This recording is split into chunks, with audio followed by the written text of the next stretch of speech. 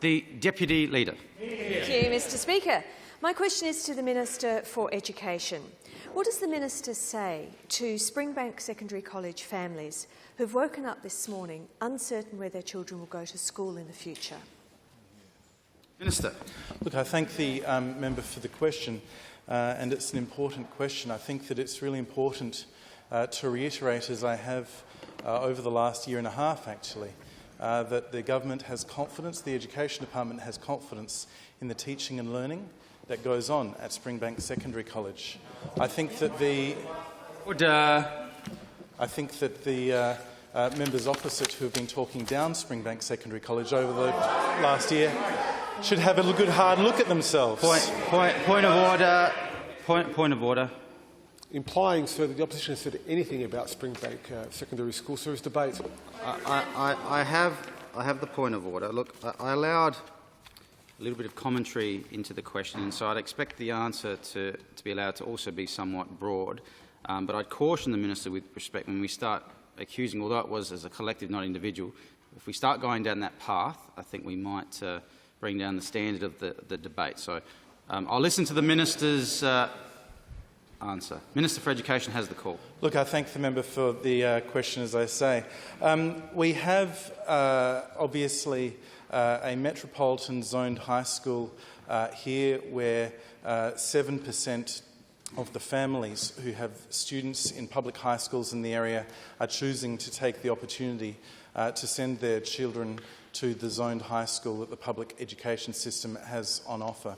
I've spoken to a range of parents both within that school and also within that zone more broadly. I've certainly received representations from many over the 2 years that I've been the Minister. I imagine that the Shadow Minister received similar representations over the period when she was in office. And indeed, there are a range of measures that have been put in place at Springbank, formerly Pasadena, to support that school in its efforts to build its numbers, to enhance its reputation, and to ensure that the quality of the teaching and learning that we know goes on in those classrooms and the support that is there for the students in those classrooms is reflected in a confidence that the broader community might have. What is unfortunately apparent is that confidence in the community has not been to the fore when we have 400 students out of those 850 choosing Unley High School rather than Springbank, when we have significant numbers of students and their families choosing other schools, demonstrates that there is not the confidence in their local zone school that is offered to them by the public education system that we would hope for. Go. The fact of why that is, why that Member for Badcote is warned. Why that reputational challenge exists, there would be no one answer to that. There would be a range of answers that have played out over a number of years. This isn't just an issue that has happened this year. It has been a decline in those numbers for a long period of time. There was indeed a bigger decline several... Order. Member for Playford. There was indeed a bigger decline several years ago, and since then significant efforts have been put in to build morale, to improve the culture and to ensure that the supports available at the school met the needs of the student cohort. And yet we are in a situation where, again this year, despite having had a zone that is larger than it was last year for New Year 8 entries, I'm unclear as to the point that's been made there. Despite the fact that the Member for Badcote. Despite the fact that the zone is larger than it was 12 months ago, and indeed what was previously the Springbank zone, the Pasadena zone, has been restored to the size that it was before the 2019 school year. We actually have fewer Year 8 enrolments than we did the previous year, when all of the other schools effectively in the metropolitan area are experiencing significant capacity pressure. These are the challenges that we're grappling with, and the needs of the students at that school and in that community are our absolute priority in any decision that I may take. Member for Playford is warned. Before I call the Deputy Leader, I have the pleasure of welcoming today to Parliament from the City of Mitcham Council, I believe the Mayor, CEO, elected members as well as community members who are here today presenting a City of Mitcham pledge of gratitude with over 1,000 signatures. So welcome to Parliament. The Deputy Leader. Thank you, Mr Speaker. My question is to the Minister for Education. Did the Minister inform the school that there was a growth target to be reached before the $10 million in infrastructure was to be spent that would have assisted in that growth target? Now, again, there's a little bit of commentary there. So I've allowed the question, but I'm going to allow a broader answer because of that, because there was some commentary. Minister. Look, I understand that there were a number of expectations placed on the school in 2017 when the $10 million funding commitment was made, and I understand that similar expectations were asked of a couple of the other schools. Sorry? Ask the Deputy Leader to not interject, and ask the Minister to not respond to the interjections. My understanding is that there were a number of expectations placed upon this school and a couple of other schools when the former government announced funding commitments that the schools would be expected to meet prior to the expenditure of those funding commitments. I note that they weren't made public at the time, and I can find and provide further details to the member if she has forgotten the expectations she put on the school when she was the Minister. Minister for Transport, called to order. The Deputy Leader. Thank you, Mr Speaker. My question is to the Minister for Education. Why did the Minister tell the media that he was considering closing Springbank Secondary College before he told parents or staff or even the principal? Minister. Well, I make the point very clear. I spoke to the principal on Tuesday. I answered questions from a journalist yesterday that obviously informed the story in today's paper. When I spoke to the principal, I indicated that I was keen to meet with the school leadership and representative of the Governing Council, which I did this morning. Obviously, some preparatory work has gone into preparing what option may be available to me as the Minister, or indeed us as the government, in how we can best meet the needs of students in the inner southern suburbs, how we can best meet the needs of those families. And so there has been some work done on this in recent weeks to frame up a proposal of what that would look like. But I do think that it is important to speak to schools and get the response of... Member for Baco is interjecting. She's warned for a second and final time. And I think that it is important to do that. Now, we're giving serious consideration to a school review, and obviously the things that were talked about this morning, that was one of the proposals that was put forward for consideration. It's fair to say that the principal and the chair of the Governing Council had a different view on what was best going forward, and I appreciated the opportunity to talk through that with them. I will obviously now be looking at very seriously the proposal that is in front of us and giving consideration to whether a review or whether business as usual is an option. But one of the positive things about the way that the legislation is written in relation to school reviews is, of course, that it provides a legislative framework where the whole community's views can be taken into account. A 3-month time frame, a process where the reviews of the schools potentially impacted in a school review, the communities impacted, the local councils, indeed as a result of the fact that our legislation remains as it was in relation to this, the Education Union. Also, all of these stakeholders have a voice in the review, and the process is one that gives the community a voice too. I recall, in relation to how these reviews work, the ones that I'm most familiar with are the ones where there were proposals to remove the junior primary schools in 2011, 2012 in my local area. Now, there were a number of these reviews proposed at the same time. Some of them agreed with the proposition put forward, and indeed those junior primary schools were closed. Some of them, indeed certainly at Stradbroke Junior Primary, I recall, disagreed with the proposal put forward, but nevertheless the government of the day made a decision having had that review. But they had the opportunity to explore the different arrangements that were in place. I believe in relation to one of those reviews back in 2011-12, there was a proposition put forward by the review panel that was different from the original proposition, and the then Labor government agreed with the review panel and did not proceed with the closure as suggested. So the point I'm making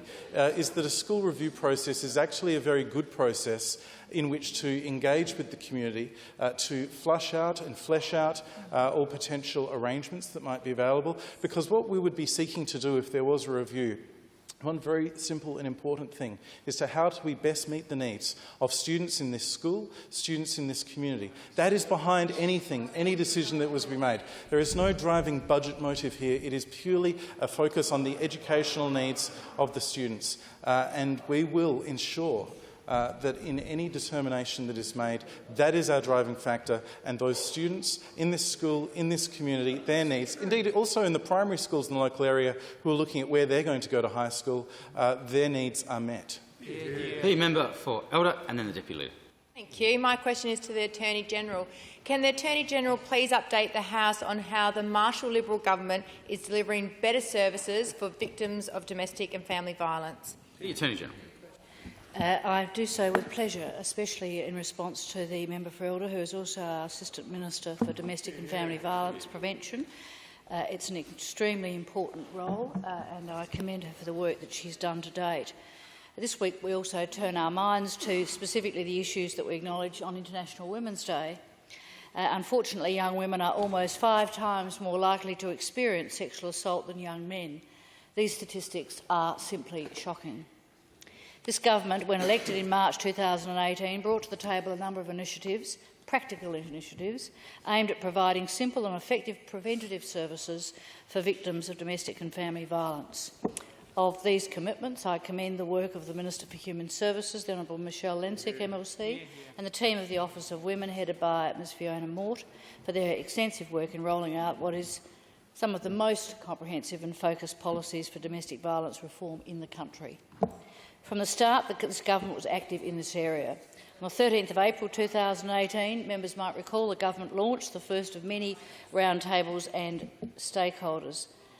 This was less than a month after being elected. A key outcome of those roundtables, and seen nationally, was the importance of early intervention and the provision of services for victims. A crucial part of early intervention in providing potential victim of domestic violence with all the tools and services they need to make an informed decision for themselves and their family. The Liberal government's domestic violence disclosure scheme started accepting applications on the 2nd of October 2018.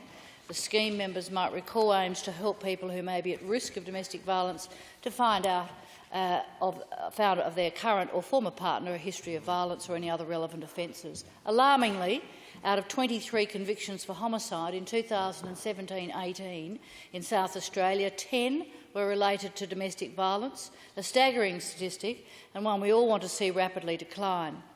When this service commenced, I maintain that this helped even one person become aware of their partner's violent offending, then it would be a success. Far beyond that, in the first 14 months of operation as at the end of this last year, 316 applications were received. This allowed the Women's Safety Service and SAPOL to actively work with potentially at-risk persons to understand that violent offending may have been uncovered and to assist the person to leave the situation if they so wished. Safety hubs and growing crisis accommodation beds were other key aspects of the government's domestic violence agenda. For regional South Australia, the Haven at Murray Bridge was launched on the 5th of August last year. This hub services the area and provides targeted information and referrals for women and their children to enable access to their local level support they need. The second safety hub is located in the Riverland Domestic Violence Service, auspiced by Centrecare Catholic Family Services. The safety hub model includes the consolidation of administrative staff, the co-location of clinical specialist nurse from Country Health Connect, and improving outreach joint service visits to clients. The safety hubs are the first government-led hubs in South Australia, with 2 more rolling out in 2020, and provide a crucial service, of course, to our regional areas. The 40 new domestic beds for crisis accommodation, the first 8 now opened in North Adelaide, delivering $4 million government commitment. The crisis beds will be placed in areas of greatest need, and for our government that means dealing with and providing these services to the regions that are much in need. Clients will receive those services of intensive outreach support. The commitments being delivered by the government in this space are extensive. Providing better services for those who are at risk has been a paramount consideration. Will also include the delivering of a personal protection app 24/7 for the Women's Crisis Hotline, perpetrator information pilots and the continuation of the National Implementation Plan for the 4th Action Plan to reduce violence. I commend these initiatives to the House. Deputy Leader. Thank you, Mr Speaker. My question is to the Minister for Education. Will the Minister rule out any further zone changes or school closures during his tenure? Simple question. I thank the member for the question. I indicate that there are a couple of schools that are currently administratively closed. I think Minturby, Tantanoola was administratively closed at the beginning of this year with 0 students. And I would anticipate ordering reviews into those schools. There may possibly be another that slips my mind, but I don't think that that is the category that the Deputy Leader is concerned about. Zone changes certainly in the northern and southern suburbs. We're soon to begin consultation into what the zones will look like for the 2 new schools that are being built in Aldinga and Angle Vale. These 2 new schools, which are designed, as the member would be aware, for 1,675 students, are going to have a significant and positive impact on their local communities, growing communities, communities where there is indeed both housing growth at the moment, but indeed significant population stress on the existing high school infrastructure. So there will be high school zone changes in those areas, informed by community consultation. There may be, from time to time, small zone changes in primary school zones. The member would be aware that these things happen pretty regularly because when the primary school zonings were created, I think in the late 70s, they drew a line on the map, said this is the closest one, and often that creates unintended consequences for some of those zones. So the member for Playford would recall requesting one in his area that we were able to support in late 2018. These sorts of changes happen in primary schools. They're usually small changes, so they may happen from time to time, but I don't anticipate anything substantial in that space. The issues confronting Springbank that lead us to contemplate a school review are unique in the metropolitan Adelaide area, in that this is a school that is, by factors, smaller than any others, and certainly smaller in terms of the numbers of students in its zone who are coming to it. So that is why we're giving consideration to this school. There are no other schools in the metropolitan area that fall into this category, and I certainly don't anticipate having to weigh this difficult sort of question in my mind in relation to any other schools. The Deputy Leader. Thank you, Mr Speaker. Will the Minister rule out closing Valley View High School and Findon High School? Minister. I can certainly say that I have no intention of doing so. I will rule it out. I can't see that happening in this term of government. I'd be surprised if it happened in any future term of government. The fact is, Valley View is in an area where the school population is growing. Traditionally, it has had a number of its students in that area who have gone to Roma Mitchell, but it's a growing school. And Roma Mitchell is facing significant capacity pressures at the moment, and I would anticipate that Valley View school population will continue to grow. It's starting off at a significantly higher level. I know that the Shadow Minister, when she was the Minister, put similar expectations on Valley View and Findon as she did on Springbank at the time, but I have every expectation that those schools will meet those expectations that the Shadow Minister put on them when they were promised their funding commitments. Indeed, there's not to say that there's not more work that we can do in every one of our schools. We are eager to see all of them improve, to enhance the offerings that they have for their students. They are assets in our community, and we want our community to have confidence in those schools. But this is a unique circumstance where, despite the confidence that we have in the teaching and learning at Springbank, it is quite apparent that the local community does not share that same confidence. And indeed, what we need in our public schooling system is to have a provision for all South Australians where they feel confident and proud and excited about their local public school. So if they choose to go to a non-government school for whatever reason, then that is a choice that they're entitled to make. But it shouldn't be because they don't have confidence in their local public school. And I really... can leave for Member for Badcote Member for Badcote can leave for 50 minutes under 137A because she's been on 2 warnings. I've given her a fair go. She keeps interjecting. Thank you. Member for Morphett, did you have something to say about that? No? I make the Minister. I make the point, as I did earlier, that for the entire time that I've been in the Ministry for Education, I've taken every opportunity to talk up what's happening at Springbank. The Shadow Minister was with me when we launched the school's new name, when we spoke to some of the students about how much they're enjoying their experience. And throughout last year, I spent a lot of time in the media, in public events, talking about the great offerings that were there. Not all members of Parliament took the same view in their public pronouncements about Springbank. The Deputy Leader, then the member for Eula. Thank you, Mr Speaker. My question is to the Minister for Education. How much of the $10 million that was assigned to Springbank to facilitate infrastructure, to facilitate increased enrolment, how much of that $10 million has been spent already? Minister. Out of an abundance of caution, I'll take that on notice. Fair enough. That's fair enough. Member for Ghana. To be Member for clear, Hammond.